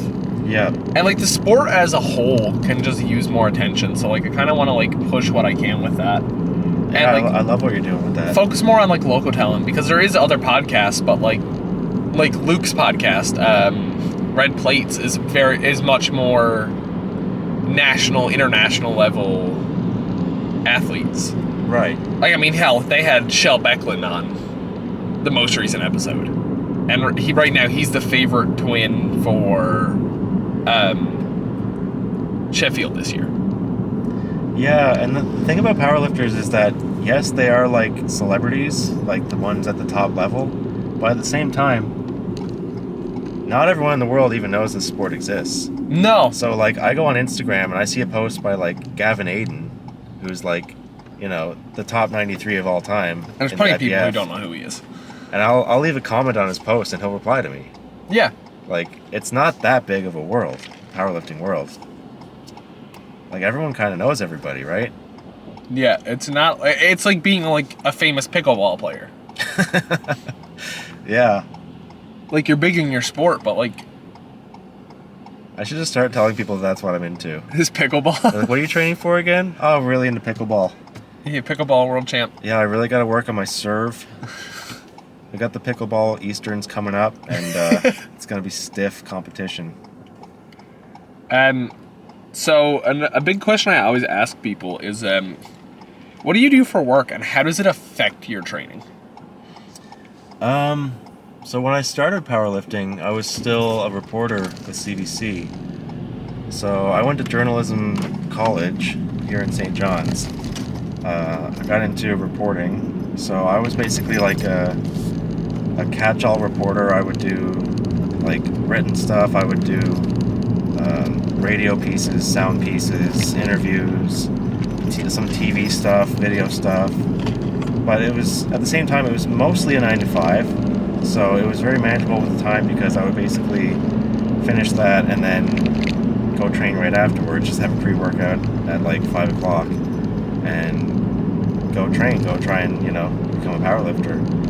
So then a while back I got laid off from that job, and now I basically took some time. I basically took a few months and I was like, I'm going to take this moment in my life to just take it easy. Some people will go like travel or something like that. You just wanted to give it your all. I just wanted to get face and eyes into a sport, which I had never done before. So I just gave myself the permission just to get really into training, get really into like learning the sport. And now I'm, getting back into the workforce again. I'm trying to get into marketing now because reporting it's great creative work, but it is, the other side of that is it's creatively demanding. It takes a lot of brain power, and you always got to be on. You always got to be coming up with new ideas. Mm-hmm. So I think that's the kind of job that almost demands its own passion to carry you through. Like if you're really into reporting and really into journalism, that gotta be like your life. That's kind of your thing. Like you're not really into journalism and also like really into playing the drums. You're kind of just really into journalism, and that's kind of the lifestyle, which is great. It's not really for me long term. So fingers crossed. I'm hoping that the latest marketing job I interviewed for comes through. And other than that, I got a part-time job at Supplement King. Oh, okay. So that's a great job for me because half the people that come in are people I know from the gym.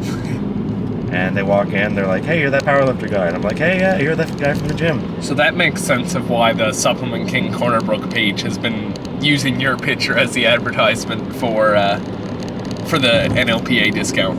Well, that actually happened way before. I think what happened there was they reached out to the NLPA and they were like, just send us your most like bombastic photo that you have. Send us a picture. Send us a picture that's like the craziest one you have, which happened to be me doing you ever seen that picture of SpongeBob and he's standing up on his seat yelling at the guy next to him? Yeah. That's me in that picture. Yep. Yeah. So they used that, and I was also really happy yesterday to see Louisa with her camera in between her sets. Well, that was the very first thing. Like, I walked in and she was taking pictures of the warm-up room, and I stopped and I like looked at her. I said, "Aren't you supposed to be lifting? Are you like here breaking a record today?" She was like, "Yeah, and I'm taking pictures in between." I was like, "Oh, what a legend!" She had a huge day too. She did, man. I was really excited to see her on the platform because I'd never seen that before. I got a little teary-eyed at her last deadlift. Oh yeah? Like when she came and like jumped in Evan's arms. Yeah, the two of them together are beautiful, man. Yeah. That's a wonderful thing. Yeah, I'm excited to see, I saw her, she was shooting me during my attempts. I wasn't expecting it when I walked out there, so I'm excited to see if she came up with anything half decent. Yeah, well, I'm sure she did. She's a great shooter. I wonder if I look half decent. I haven't. So when I heard she was competing, actually, I didn't pre-purchase pictures because I was like, I know what she's like with pictures. I don't know what someone else is like, so I'm not gonna pre-purchase this time. Right. And I'm gonna wait to see what they turn out like, obviously. Yeah. But seeing that she was taking some pictures, I think I'm gonna have a look once they get posted. Yeah, me too, for sure. I also didn't bother asking anyone to take videos yesterday, so I got like, I think Chelsea from the platform ended up getting my top deadlift and my top bench, but like nobody was filming for squat. I just didn't bother telling anybody because I was just like, I don't know, I was just pretty loosey-goosey yesterday. I was just like, I'm just having fun, whatever. It is what it is. Yeah, like, it was just a good time. So what do you have for hobbies other than the gym? I guess you said music was one, but anything beyond that? Yeah, I play guitar every single day. I've got, in my apartment, next to my bed, I've got like, basically, I've got like, you know, small apartment, limited space. I've got a huge guitar amp next to my bed and like a bunch of pedals. It's like a $5,000 rig overall, and it's right next to my bed, and it's super loud and super powerful. So like half the time I'll just like leave my electronics upstairs. I'll just like get off the internet and I'll just go down and just play, just jam out for some time. Other than that, I'm into movies. I like watching movies with my friends. I like it's hard to say because like I've really let lifting consume me over the past year. Like I've gotten obsessed in the past year. So right now that's kind of it really. Like I hang out with the family dog. I'll go hang out with my nieces and nephews, and yeah, it's a pretty simple, quiet life, honestly. Like I don't really go out and party. I'm not super extroverted. I've got like few close friends that I see semi-regularly, and we'll just watch a movie and, you know, just eat popcorn and laugh, and yeah, my life is very simple, honestly. Yeah, I hear you on that. It's a lot of just work, gym, sleep, repeat. Yeah, work, gym, sleep, and just like squeeze in whatever like passion and inspiration I can find. But like somebody asked me, I did a Q&A thing on Instagram a few weeks ago, a couple weeks ago, and one of the questions somebody asked me was like, who's your main inspiration? And I could come up with a few lifters, but honestly, like, I get inspiration for lifting from the whole world. Like everything where somebody is like intense and has passion and is like trying to be excellent and trying to like get to a high level, like I see that in all, like when I meet somebody who's like an intellectual, who's like working on their PhD, that inspires me to be a better lifter. Because they're working hard to be better. Yeah. And like when I meet somebody who's like super passionate about providing for their family and they're like an amazing dad, that inspires me to be a better lifter. Like inspiration comes from everything. I'm going to throw that on the list now of regularly asked questions, though, for future guests about inspirations. It's a good one. Steal that one from you real quick. Yeah, I was trying to tie it into the hobbies question, but I guess it's kind of two sides of the coin. For the Instagram questions, there was only one, and it was from Chris asking how you get so handsome, or dashing, one of the words. I can't remember which one. Ha, Chris. You charmer. There's always one of those questions with every guest. Yeah. Like, there's always that question, because there was the question for Genge was from you. From me. How do you get such luscious locks? There was a couple for YOLO. Yeah. Along the same lines. You silly willies. I think people know what your show is like, and I think people realize that you're going to have the good questions already. Yeah, so they just kind of ask anything that's on their mind. Yeah. So I guess we'll get into just like the regularly asked, like, I always say Speedround questions, but they usually end up being like 2 or 3 minutes a question. Okay. Just talking. Are you a morning or an evening lifter? Like, aside from like work, just preference in general, if you have a choice. You can, I think the big thing that gets thrown off with this question is like people are always like, oh, my friends train at this time, my friends train at that time. Yeah. If you could have everything how you want it, what time of day? I think I'm historically definitely an evening trainer, but lately I'm pushing more into the morning because I think it's because I'm working more afternoons and evenings now. So sometimes I'm at work till like 9. But also because I like having that intensity in the morning now more so, because I'm realizing that you're not always going to get to be on the platform at your favorite time of day. Like, being able to go and do a top set of squats or a top set of bench at 9 in the morning is actually kind of a flex. I mean, last Metro, we weighed in at what, 7, I think? 8, wasn't it? Did we weigh in at 7? I thought we weighed in at 7. It might have been at 7. I remember it was dark. Early. It was dark when I left the Airbnb. Yeah. It was still morning darkness. So, yeah, I guess as I'm getting older, it's becoming morning. Are you a morning or evening person? Definitely, like, socially, definitely evening. The morning, I'm, like, pretty nonverbal for, like, the first half of the day. And then, by the time the evening comes around, then I'm more sociable and I get more loosey-goosey. I don't know. I think if you only saw me from my, like, lifting vids and my social media, I feel like people have this impression of me that I'm, like, kind of this, like, stern, kind of just, like, joyless guy that just, like, is really super intense about lifting and doesn't laugh. But I'm actually what have I ended up in? Oh, shit. But I'm actually a huge goofball. Like, if you see me outside the gym, you wouldn't even think I was an athlete. I'm just, like, a goofy guy. I'm just a chill guy, man. Just a chill guy. I'm just a chill guy. I'm just a goofball. Like, I just love having a laugh and being silly. Go-to cheat meal. Oh. Lately, it's definitely either a big cheeseburger, like I had last night. I was going to say, was that the last night yeah, meal? From Bernard Stanley. It was excellent. Cheeseburger and fries. And before that, it was a burrito from Quesada, which is also, I love a good burrito with super hot salsa. Or fried chicken. Never had quesada. I've been told by a lot of people I need to try it. Oh, you gotta try it. Especially after trying Chipotle in Alberta, I've had a lot of people tell me the closest I'm going to get here is quesada. I go to Quesada every time I come to St. John's. Like, if it's, like, in the middle of the day and I want a meal, and it's like, oh, am I going to go to Subway or whatever? It's, like, definitely gotta be Quesada. Yeah. It's not cheap. It's, like, $17 for a burrito, but, I mean, you pay that for a foot long at Subway now anyways, so. Yeah. I had one yesterday. I mucked it after the meet. I was just sitting in Club U, just watching people warm up for their lifts, and I was just like eating face and eyes in salsa and paprika mayo. So damn good. I'm also just like, I think after going to Alberta on that trip, that's the thing, is I tried Chipotle, and I think now that has ruined me for traveling, because I'm gonna try less new places when I travel now, because that's gonna become a staple. Yeah. It's like anytime I go somewhere with a Chipotle, I'm gonna get it. Yeah, that's kind of like a thing I'm dedicated to a little bit when I go to a different town, is I always want to experience something that I can't do at home. Like yesterday, I could have gotten McDonald's after the meet, and I was thinking, I could go for like 3 McDoubles and fries right now, that'd be great. But I have that at home. And then in the evening, we were like, let's go get a burger and a beer.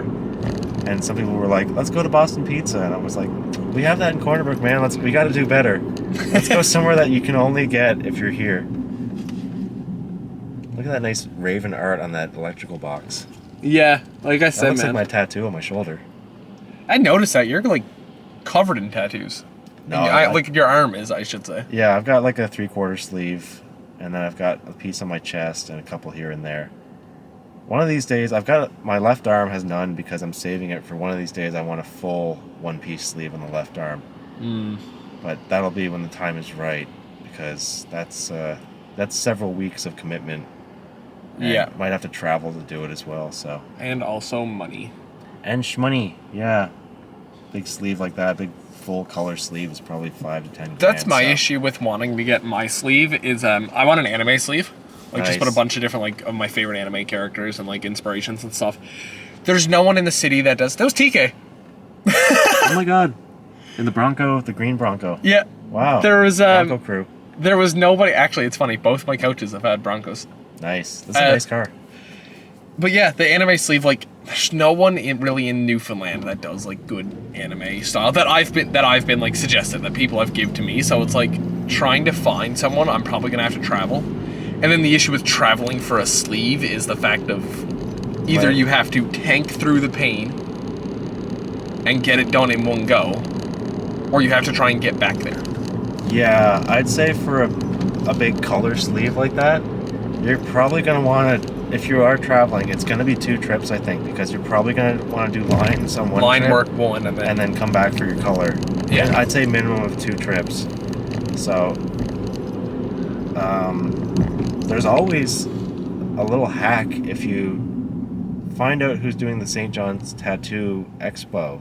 Getting them while they're here. Getting them while they're here. If you book them way ahead of time, you might be able to snag someone to take a whole day and just do lines for you. Yeah. Because some people are more into big work. Some people don't want to do a bunch of 1-hour tattoos. And they show up just to get their name out. Yeah, exactly. Like if someone walks by and sees like this person doing a huge anime piece, it's gonna get their name out there. Well, yeah, and some people prefer, like, if they've got their niche, they want to be doing that kind of tattoo. They want to just do more of it, right? Mm-hmm. Like they want to just stick with what's their wheelhouse. So I went to the Tattoo Expo 2 years ago, and I had a big space on my arm, and I was like, I want a snake and flowers. And the guy looked at the space and just came up with something, and was like, all right, let's do it. And he drew it on with a Sharpie, like a vague outline. I didn't know what it was going to look like at all. And I was like, can we not do the elbow ditch? And he was like, I want to put the whole snake's head in the elbow ditch. I was like, okay, fine. So we banged out like one of my biggest tattoos in like 5 hours at the expo that he just drew from freehand and just blasted it on, and it was super bold. The lines were thick as hell. And I just sat through it and I left and I was like, owie, but that was so cool. Reps, fitness, and conditioning. That's home. There is someone there with very bright deadlift socks or leggings, one or the other. They were like bright yellow. Is it John? I have a feeling. John it's is probably like the John. John is master very bright. Yeah, he's the master of like funky colors. It might also be John Cadigan. He doesn't usually dress bright, but it looked like his shorts. Okay. So I don't know. Yeah, it's getting really confusing with the Saturday crew at front now, because now we're up to 2 Johns. Yeah, I think if I lived in St. John's, Reps would be my gym, I think. We have 2 Johns now, and when I train in the powerlifting room, we have 2 Lucases. Okay, yeah. On top of, I could have been gone, on top of having 2 Stephs. Because there's Steph Fowler and Steph Keane. Right, yeah. And Lucas Wiseman and Lucas Baldwin. Oh, Lucas Baldwin trains there. Yeah. He's one to watch, man. Dude, he's gonna be so something. He aged into juniors. Yeah. Like, he I met him at competed as a provincials, and sub-junior. He came over. I thought he was like a 27-year-old man. Nah, he's a kid. He's so big and broad and like has like a man's face. And he was like, yeah, I'm like 16. I was like, what? How are you half my age? Yeah. What is your go-to PR song? Oh, I've got a few, but I've kind of got them worn out. For the longest time, it was Queens of the Stone Age tune from Songs for the Deaf. You Think I Ain't Worth a Dollar, but I Feel Like a Millionaire. That one's just like straight fuzzy guitar and screaming. Can You Feel My Heart by Bring Me the Horizon. The Giga Chad theme. Giga Chad theme. Classic. I love Bring Me the Horizon. I love that kind of screamo. Bring Me the Horizon's good. Because I'm an emo kid at heart. I'm emo for life. Lately, I've been training without music. I'm actually... I have 2, and I don't know what happened. Yeah, I'm moving now, including the meet yesterday, into a low-hype mindset. Because I spent the first half of my year of powerlifting trying to max out on hype all the time, trying to, like, dig up upsetting memories to give myself fuel. And I thought that's what you had to do. I thought you had to just, like, hate lift and rage lift, and that's how you got successful. But I don't think that works for me. I think that just actually just makes me sad. It makes me just feel shitty. So I'm just trying to be just like happy and just like focused. And like someone told me yesterday, they were like, you're a very calm lifter. And I was like, I think that I am now. Like I'd be training in the gym. I often will wear earplugs in the gym with no music. Just for the noise canceling. Just, yeah, cut it down because gym noise is loud. It can cause hearing damage, banging plates together and Dude, stuff. my watch, like every workout, my watch is all like, man, it's hearing loud. damage, yeah, it is loud, super loud. So I put in earplugs usually, and yeah, a lot of times now I'm training without music. But if I am going for a PR, it's probably going to be some kind of emo music, screamo, or something with really fuzzy, nasty guitar. That's definitely my vibe. Yeah, I think Bring Me the Horizons is a solid one. Actually, for my 2023 Wrapped, apparently, despite Zach Bryan being my top artist, and I was like 0.01% of listener, my top played song of 23 was Kingslayer. Oh yeah, with that With baby metal. Yeah. Because I'm a big baby metal guy. Kingslayer. They're like soft, like Japanese girl vocals compared to their instrumental is like the difference between the two I just really, really like. Yeah. That's definitely my vibe. But yeah, and then like it's just I'm a big emo music guy when I lift. Like if it's me and Kev lifting alone in the room, like you're looking at anything from like Creed to like Motionless in White to like I've noticed that, yeah. Our variety of what we listen to is crazy. And then what we post on our story is not at all what we're listening to. Oh, it's not? Sometimes it is, sometimes it isn't. I usually will, if I am adding music to a reel, it's usually what I was really listening to that day. Yeah. That's like a little Easter egg. I guess one of the last questions I have for you is fuck, marry, kill, squat, bench, and dead. Oh God. I've been asked this in my life. Going into it, squat was the most natural for me. But I think because of that, it is probably my weakest technically now. It probably needs the most work. Deadlifting has always been fun. I've never hated a deadlift. Bench, I like more than ever now, but it's because I've learned how to have safe shoulders. For a lot of my short powerlifting career so far, my shoulder was killing me because I had a partial tear. So squat is my most natural. Bench is probably my least natural. Deadlift is probably in the middle somewhere. Deadlift is like, I never hate it. But yeah, squat is, it's the one I've given the least technical work to because I've always just been a natural at it and built for it. But I think for that reason now it actually needs the most work. So, I guess I gotta answer the question. Fuck squat, marry deadlift, kill bench. Seems to be like a very, very common, like agreed answer. Okay, fair enough. And it seems like everybody just tends to kill bench because bench just tends to be the weaker lift. Bench is a harder lift to grow. I feel like it's the least natural for a human body. Like lying on your back. It is for mine. Pushing a straight bar off your chest. It is for mine with this range of motion. Yeah, you got long arms. Yeah, my bench is long. There's a lot of travel into my bench. Yeah, I feel like the bench is like, it's just kind of a weird thing for a human to do. I feel overhead press is a much more natural movement. Yeah. And my arm length is like, there's been multiple times I've been debating like learning sync purely because of my arm length, just to help out of the bottom. You should talk to Chris. He's Yeah. a sync master, isn't he? He's a big sinker. Big sinker. Watching Chris bench scares me. Because he sinks so low into He it. sinks so low and it comes off so fast. His bench is like, makes no sense the way he can bench 450 at that speed. Yeah, it's crazy. But that is all the questions I have for you. I don't know if you have any for me. Since you said you're a natural questioner. I am.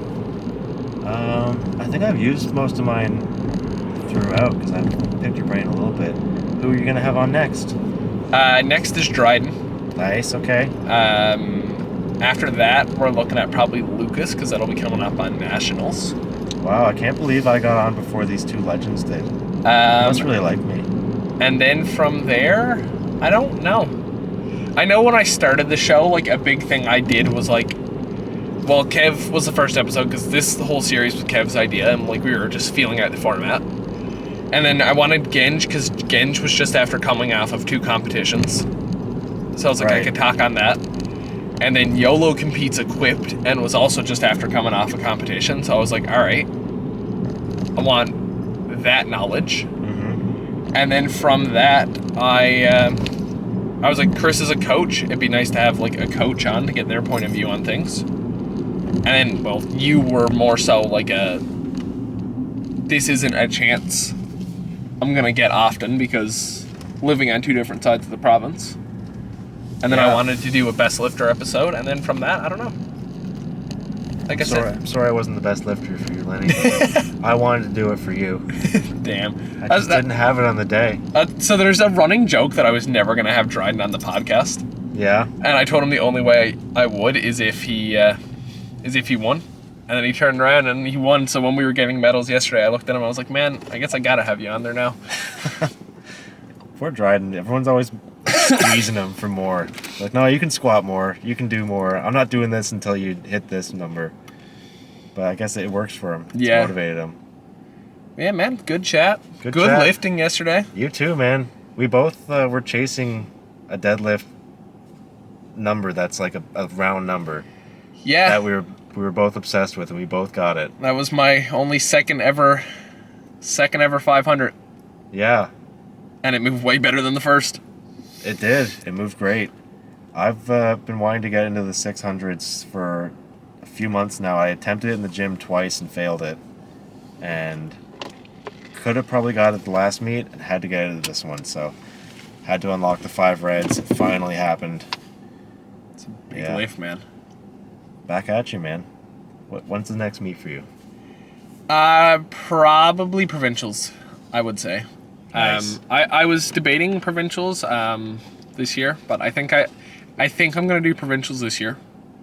But part of me also wants to just go nose to the grindstone to work on that Easterns qualifier. Mm-hmm. So I don't know. We'll see when time comes. Definitely Metro next year, because Metro next year is my goal to get for Easterns. My Easterns qualifier. I'd like to get at Metro, so then I don't have to do provincials. So I could just train then leading up into Easterns. Nice. I also feel like by the time of like getting to Easterns, like I kind of feel like I should give back to the sport. And I feel like the issue with how few meets we have is like it's really hard to give back to the sport. Yeah. I really got to applaud Kyle and Chelsea. Like they came all this way to volunteer. Yeah. That was big. I didn't know that till I was talking to Kyle last week or the week before. Mm-hmm. I was just talking to him on Instagram and he said something about being on platform. I was like, holy shit, dude. Like that's a big way to travel to help. They knew I was competing and it was a chance for us all to do it and save money because we can travel together and stay together. So it's like, it doesn't break the bank. They get to, and of course they knew it was going to be a super fun and crazy meet too, because that was just the vibe it was giving off. You weren't going to complain because it took the financial strain off of you. Well, financial strain, it's one thing. I mean, whatever, it's a bit of money, but like having company for an 8-hour drive. Yeah, 2 of my friends, like my 2 best training buddies with me at the meet, like, and then staying with me the night before, and like they know exactly the vibe I'm on. Like that's gold, man. Like they're like my ride or dies. You know? Yeah.